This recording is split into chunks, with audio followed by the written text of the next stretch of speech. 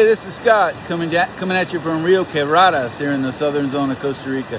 I was thinking this morning, what is the biggest mistake people that want to move to Costa Rica often make?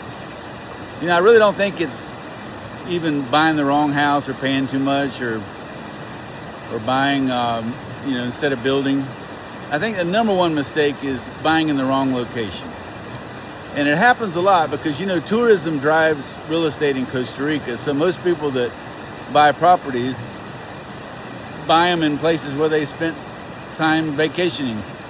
And that can be all well and good sometimes. But, being in vacation mode is not exactly the same as being in life mode.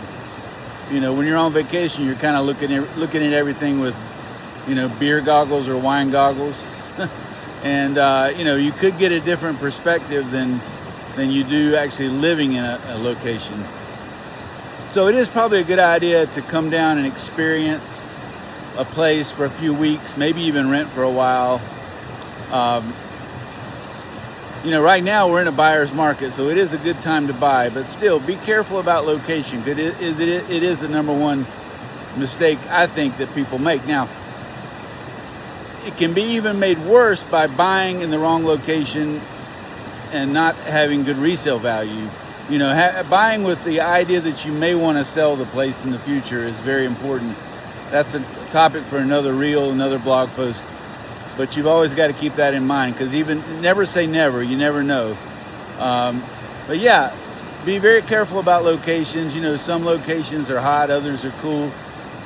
Some are very touristy, others are local. Costa Rica offers something for just about everybody. But be careful becoming too enamored with the place that you came and had your vacation on. I do offer a service that I call Costa Rica Exploratory Trip Consulting. I'll put a link down in the comments, and you can always reach out to me on WhatsApp. Thanks.